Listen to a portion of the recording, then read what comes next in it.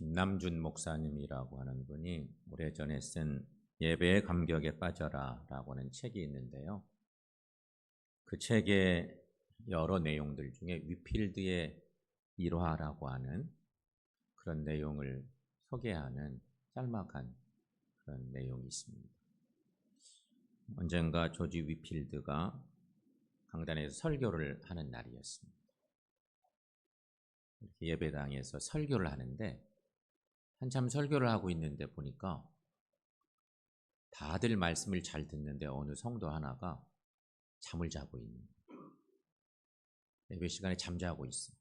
그래서 설교하던 위필드가 설교를 딱 멈추고 회중석으로 내려갔습니다. 잠자고 있는 거야. 그 시간에도 계속. 그래서 내려가서 그 자고 있는 그 성도를 향해서 아주 신중한 충고를 한 것입니다. 뭐라고 충고했느냐? 만약에 내가 하는 설교가 내 말이라면 그냥 편히 주무세요. 하지만 하나님이 말씀하시는데 어떻게 졸 수 있겠습니까? 이렇게 얘기하면서 아주 따끔한 충고를 한 것입니다. 그리고 다시 올라와서 위필드 목사가 다시 설교를 시작했습니다. 그런데 놀랍게도 그날 따끔한 충고를 졸다가 따끔한 충고를 받은 이 사람이 일생일대에 가장 큰 은혜를 받게 됐다는 것입니다. 다행이죠?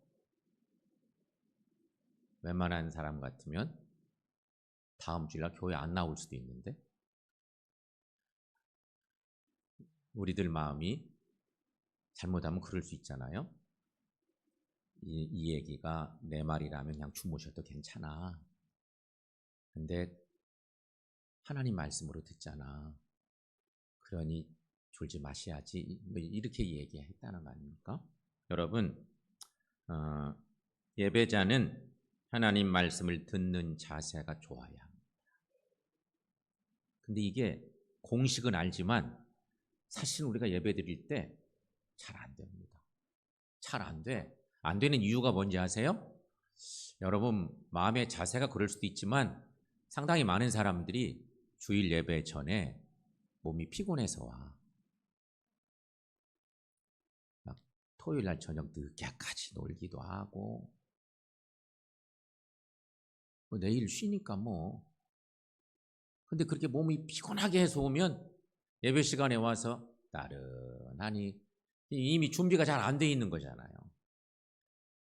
그런 자세는 사실은 별로 좋지 않은 자세예요. 그러니까 예배자는 예배 드릴 때 예배하는 자세가 너무너무 중요해요. 아까 우리 성가대 찬양의 가사에도 딱 오늘 딱 맞는데요. 성도에게는 여러분 하나님 무엇이든지 말씀하세요. 주의 종이 듣겠습니다. 이런 말씀 듣는 자세를 가지시길 바랍니다. 이게 진짜 중요해요. 목사가 조금 삐딱하게 설교해도 여러분들이 들을 때 하나님이 말씀하시지 이렇게 들을 수 있으면 전혀 문제가 없는데 아주 부드럽게 설교를 해도 삐딱하게 들으면은 이게 참 문제가 되기도 하는. 말씀 듣는 자의 자세가 얼마나 중요한지 그런 얘기를 오늘 본문에서 우리가 이제 얘기하려고 하는 거예요. 오늘 본문 말씀은 하나님의 말씀을 너무너무 사랑해서 그 말씀 앞에 울고 웃었던 그리고 새로운 신앙의 결단을 내렸던 이스라엘 백성들에 대한 유명한 이야기입니다. 이 말씀 우리가 성경을 잘 안 읽어도 이 딱 오늘 본문의 이 내용들은 거의 대부분 아시는 유명한 얘기일 거예요. 근데 이 본문 얘기가 우리 성경학교에 주신 두 번째 말씀이기도 해요. 성경학교 할 때, 여름 교육할 때 두 번째 공과 속에 나오는 본문이기도 하죠. 근데 이 사건이 이렇게 일어났는데 이 사건을 좀 역사적인 과정들을 좀 이해하고 들으면 훨씬 더 은혜가 될 수 있어요. 똑같은 얘기도 역사적 이해가 없잖아요? 그러면 감동이 덜해. 근데 그 얘기를 역사적 이해를 조금 하고 나서 들으면 그런 상황에도 이런 일이 있었구나 이러기 때문에 이해가 감동이 훨씬 큰 건데 그 얘기를 조금 드려볼게요. 이스라엘의 포로 귀환 저 지도를 참고해 보시면 돼요. 한 장의 지도에 뭔가를 싹 담으려니 그런 지도를 그릴 수는 없고 그런 지도를 찾아내야 되잖아. 그래서 어찌어찌 하다 보니까 찾아낸 건데요. 바벨론 포로로 끌려가는 얘기와 나중에 포로에서 귀환해 오는 이야기가 지도 한 장에 담겨 있는 거예요. 저기 보면 빨강색, 붉은색으로 가운데 저 화살표 중에 붉은색 화살표는 바벨론으로 가고 있는 화살표예요. 그러니까 나라가 망하고 바벨론으로 포로되어 끌려가는 얘기인데 바벨론이라는 나라는 이게 아주 악랄한 나라였어요. 바벨론. 이스라엘 주변의 여러 제국들 중에 바벨론이 무서운 나라였어요. 우리 바벨론 제국에 대한 이해가 많이 있잖아요. 기억으로. 근데 예를 들어서 전쟁에 가서 정복을 하잖아요. 나라를 이렇게 정복했다. 그러면 왕족들, 똑똑한 청년들, 미래를 담보할 만한 리더십이 있는 사람들을 딱 물색해가지고 싹 끌어가는 거예요. 바벨론으로 다 끌어가. 그리고 바벨론에 데리고 가서 거기서 교육을 시켜. 완전 바벨론화 되도록. 똑똑한 사람들을 다 끌어가 버리면 남아있는 그 정복지에는 민중들이 남아있지만 공기를 일으킬 만한 사람들이 별로 없어. 그게 이게 정책이에요. 바벨론 정책. 그렇게 싹 끌어가는 거예요. 저 길을 가면서 이스라엘 백성들 얼마나 힘들었을까요? 특별히 왕족과 귀족들, 똑똑한 청년들, 유명한 다니엘도 그렇게 끌려간 거잖아요. 그렇게 다 끌려갔어요.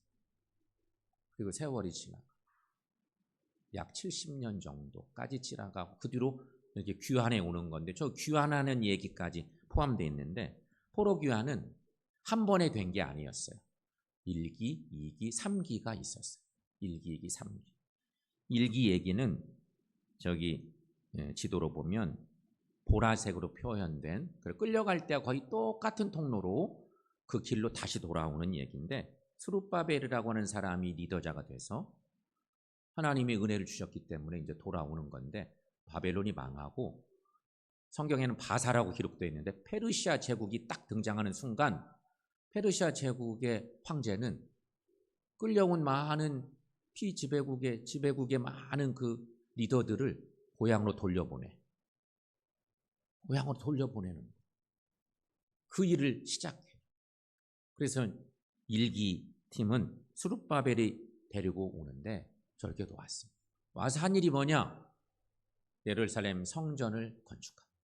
다 무너져버린 성전을 재건하는 일이죠. 근데 그 이름이 예루살렘 성전이라고 기록되어 있지만 나중에 불려진 이름은 뭐예요? 스룹바벨 성전이에요. 그냥 이름이 스룹바벨이 리더였기 때문에 예루살렘 성전이 스룹바벨 성전인데 예루살렘 성전이 얼마나 정성스럽게 세워졌던 성전이었어요. 솔로몬이 너무너무 귀하게 성전을 지었는데 그 성전이 다 파괴되고 결국은 바벨론으로 끌려가서 긴 세월 보내고 돌아와서 가장 먼저 한 것은 성전 재건. 그래서 스룹바벨 성전이라고 그랬어요. 근데 돈이 없고 경제력도 없고 뭐 포로에서 돌아왔으니까 뭐 여건이 안 되잖아요. 성전 옛날 성전은 너무 대단했는데 새로 만든 재건한 성전은 너무 조그맣고 초라하고 장식도 제대로 못하고 그래서 백성들이 전부 다 울었어요. 성전이 재건돼서 행복하긴 한데 옛날 성전 생각하니까 너무 마음이 아파. 1기가 그렇게 돌아왔어요. 어쨌든 성전을 재건한 거예요. 두 번째는 에스라랑 제사장 에스라가 중심이 돼서 돌아왔어요. 숫자적으로는 조금 가장 적게 돌아온 때인데 돌아왔어요. 돌아와서 한 일이 뭐냐? 제사장 중심으로 율법을 교육하고 신앙개혁운동을 벌인 거예요. 성전은 만들어졌는데 정작 예배드리고 이런 일들이 하나님을 어떻게 예배드려야 될지 신앙적으로 모르는 게 너무 많은 거예요. 무지해지고 그래서 한마디로 말하면 신앙개혁운동, 부흥운동이 일어났어요. 이스라엘 전체에 향한 그런 운동이 벌어진 거죠. 그리고 세월이 또 지났어요. 3기가 돌아와요. 상당히 많은 사람이 돌아오는데 느헤미야가 중심이 돌아와요. 그 얘기는 자세히 설명드리게. 그런데 어쨌든 느헤미야가 백성들 이끌고 돌아오는데 돌아와서 한 일 뭐냐? 성벽 재건. 성벽 재건. 성전이 만들어졌는데 성벽이 더 크잖아요. 성벽이 여기저기 다 무너졌는데 재건할 힘이 없어.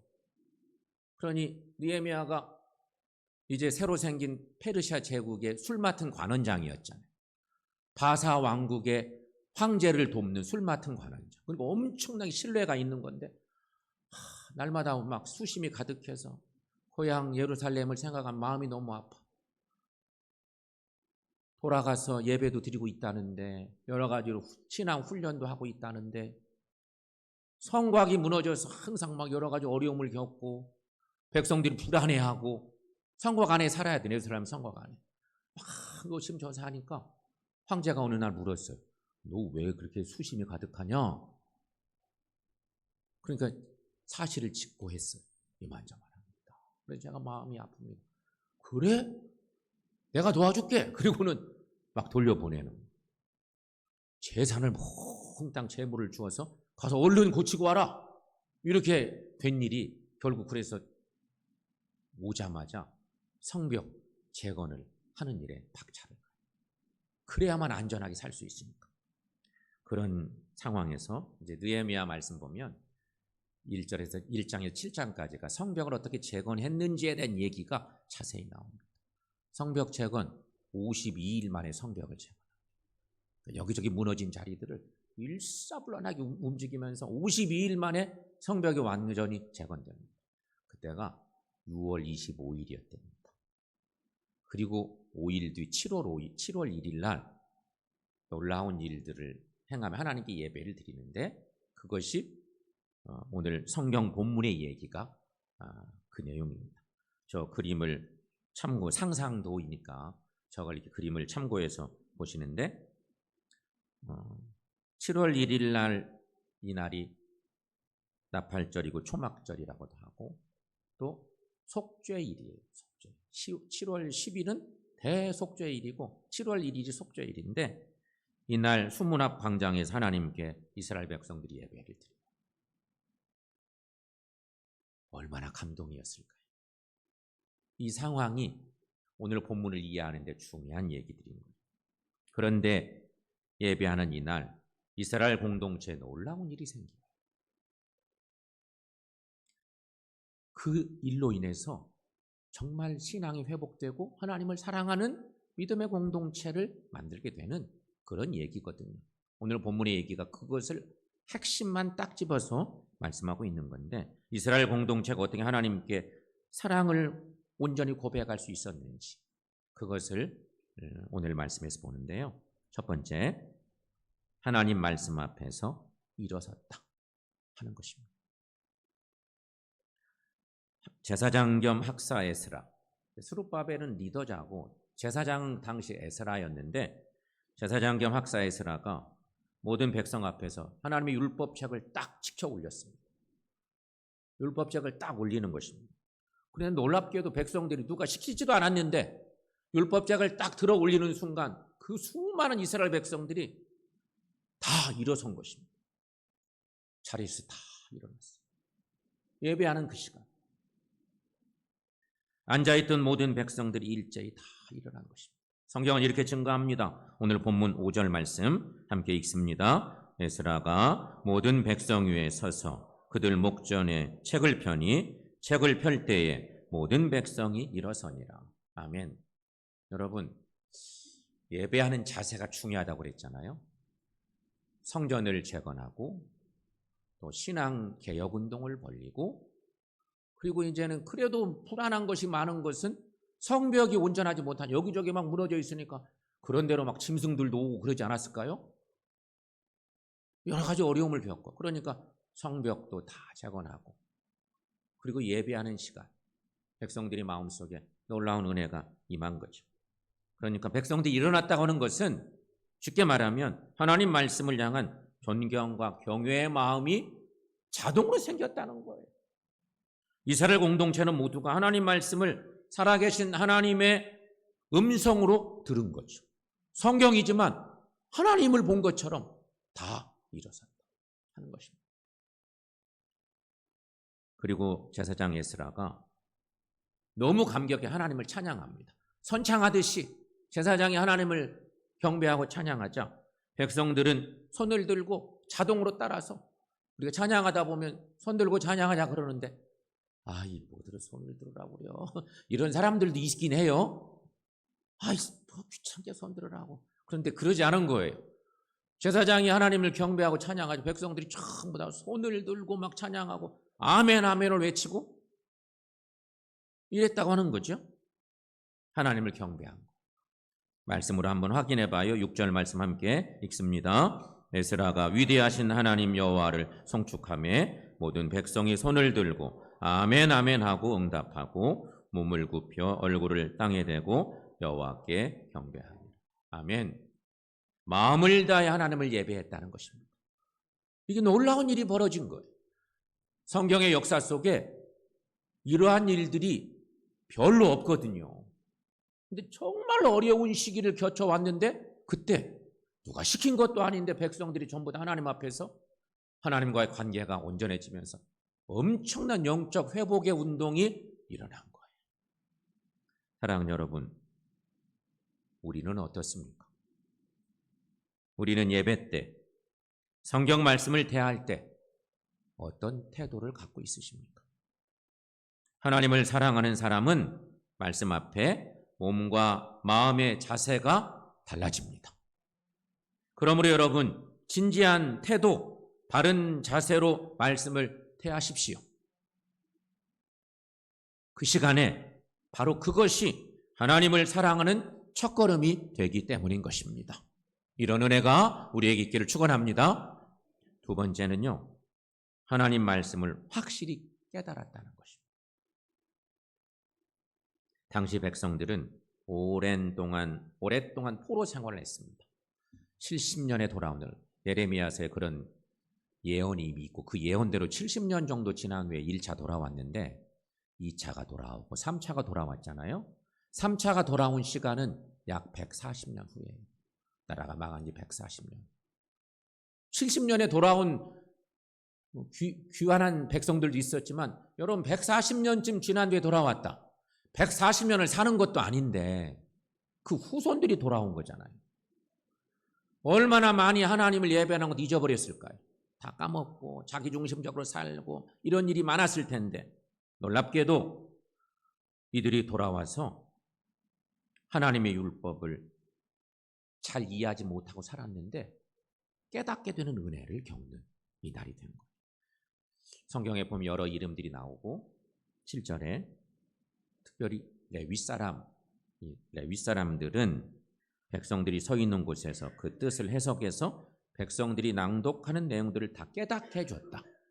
여기 그 말씀이 있어요. 여러분 7절, 8절 한번 자막 통해서 한번 읽어봅니다. 윗사람들이 백성이 제자리에 서 있는 동안 그들에게 율법을 깨닫게 하였는데 하나님의 율법책을 낭독하고 그 뜻을 해석하여 백성에게 그 낭독하는 것을 다 깨닫게 합니다. 그러니까 아까 그림의 그 상상도니까 상상도 못할 정말 많은 사람들이 다 모인 거예요. 수문앞 광장. 성벽이 재건되고 나니까 너무너무 행복해서 너무너무 감사해서 다 모여서 말씀 앞에 일어섰고 말씀을 듣는데 140년 동안 다른 나라가 살고 있다가 돌아왔는데 그 후손의 후손들이 오기도 했을 텐데 하나님의 말씀을 얼마나 잘 알았겠어요. 율법이 뭐야? 막 이러면서 그런 사람 있지 않았을까 싶어. 그러니까 읽어도 일어서긴 했지만 읽어도 무슨 말인지를 몰라. 낭독해 주지만 들었는데 잘 몰라. 그런 일이 있었을 거 아니에요. 여러분, 하나님 말씀은 단순히 귀로 듣고 끝내는 주문이 아닙니다. 그렇죠? 설교를 듣기만 하는 경우도 있거든요. 근데 설교는 듣는 것이 아닙니다. 말씀은 내 마음속에 들어와 정확히 깨달아져야 역사가 일어납니다. 이스라엘 백성들은 이날 말씀의 뜻을 알기 위해 집중했고 마침내 깨닫습니다. 깨닫게 도와준 사람들이 레위인들이었습니다. 여러 지도자들도 있지만 레위 사람들이 더 많죠. 여기저기 흩어져서 다 회중들 사이사이 있으면서 말씀이 선포될 때 저게 무슨 말입니까? 이런 사람도 있었을 거 아니에요? 중간중간에 자꾸 알려주고 이러면서 깨닫게 했다는 것이죠. 이날 하나님의 말씀을 깨닫게 되는 기쁨을 누리게 된 것입니다. 성도 여러분, 우리에게도 말씀을 깨닫는 은혜가 있기를 바랍니다. 성경을 읽거나 설교를 들을 때 하나님, 이 말씀이 무슨 뜻인지 깨닫게 해주세요. 이런 기도하는 마음이 필요한 거죠. 그런 마음을 가지고 말씀을 듣는 자와 예배를 드리는 자와 아무 생각 없이 그냥 앉아있는 자와는 전혀 다른 결과가 나타나지 않겠습니까? 그래서 이런 기도가 필요하고요. 그래서 하나님의 말씀을 깨닫게 될 때 우리는 우리를 향한 하나님의 사랑도 비로소 알게 된다고 하는 것입니다. 사랑하는 성도 여러분, 말씀을 잘 깨달으심으로 하나님을 더 깊이 사랑하는 은혜가 있기를 축원합니다. 마지막 세 번째는 말씀 안에서 기쁨과 사랑을 나눴다는 것입니다. 이스라엘 백성들은 율법의 말씀을 듣고 죄를 깨닫게 됐습니다. 여러분, 죄를 깨닫게 되면 어떻게 돼요? 회개가 일어나. 원래 죄를 깨달으면 눈물이 나오게 돼 있어요. 슬피 울었어요. 그래서 죄를 깨닫고 그래서 모두가 다 슬피 울었습니다. 다 눈물바다가 됐어요. 말씀을 듣고 깨닫게 되니까 우리가 잘못 살았구나, 죄를 지었구나, 하나님을 마음 아프게 했구나. 그래서 회개한 거였어요. 그리고 다 눈물을 흘렸어요.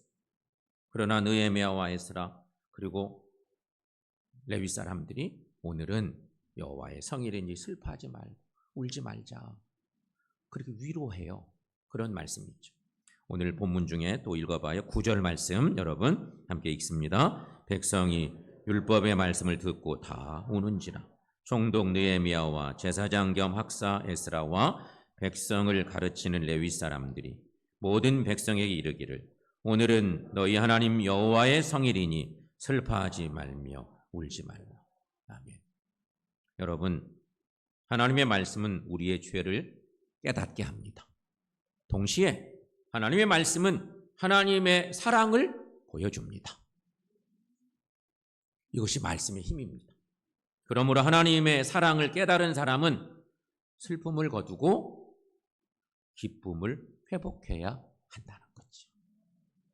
그래서 느헤미야는 이 기쁨을 가지고 이제 이웃에 있는 사람들과 함께 나누고 함께 돌보고 살피라고 그렇게 권면하는 거예요.